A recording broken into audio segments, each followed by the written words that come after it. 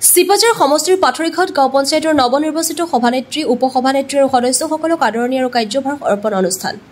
চিপাঝাৰ উন্নয়ন খণ্ডৰ অন্তৰ্গত পাথৰিঘাট গাঁও পঞ্চায়তৰ নৱনিৰ্বাচিত সভানেত্ৰী উপসভানেত্ৰী আৰু সদস্যসকলক আদৰণি আৰু কাৰ্যভাৰ অৰ্পণ অনুষ্ঠান বুধবাৰে অনুষ্ঠিত হয় কুলেন্দ্ৰনাথ ডেকাৰ সভাপতিত্বত অনুষ্ঠিত হোৱা সভাখনত আদৰণি ভাষণ দিয়ে পাথৰিঘাট গাঁও পঞ্চায়তৰ নৱনিৰ্বাচিত সভানেত্ৰী ডেজি চহৰীয়াই সভাত বিশিষ্ট অতিথিৰ ভাষণ দিয়ে ভাৰতীয় জনতা পাৰ্টিৰ দৰং জিলাৰ সভাপতি মুকুন্দ ডেকা ৰাজহ চক্ৰ বিষয়া কাবেৰী ৰংপিপি খণ্ড উন্নয়ন বিষয়া বিগুপতি ৰায় জিলা পৰিষদৰ সদস্যা ৰূপালী দেৱীয়ে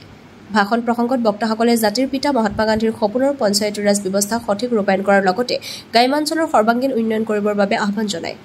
আমন্ত্ৰিত অতিথি হিচাপে দৰং জিলা বিজেপিৰ সম্পাদক ভূষণ চন্দ্ৰ ডেকা চিপাঝাৰ উন্নয়ন খণ্ডৰ কনিষ্ঠ অভিযন্তা বিনোদ চহৰীয়া দৰং জিলা যুৱ মৰ্চাৰ উপসভাপতি পবিত্ৰ প্ৰাণ ডেকা পাথৰিঘাট মণ্ডল বিজেপিৰ সভাপতি তপন চহৰীয়াই অংশগ্ৰহণ কৰি বক্তব্য আগবঢ়ায় সভাত নৱনিৰ্বাচিত সভানেত্ৰী ডেজি চহৰীয়াক বিভিন্নজন ব্যক্তিয়ে আদৰণি তথা সম্বৰ্ধনা জ্ঞাপন কৰে লগতে পঞ্চায়তৰ উপসভানেত্ৰী মহৰুমা বেগম আৰু সদস্যসকলক আদৰণি তথা সম্বৰ্ধনা জনায়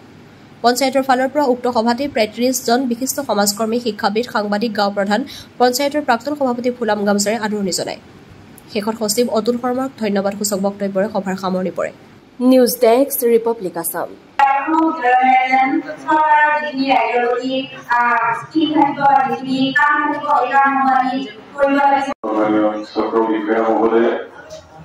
উপস্থিত কিছু ব্যক্তিসকল তথা আমাৰ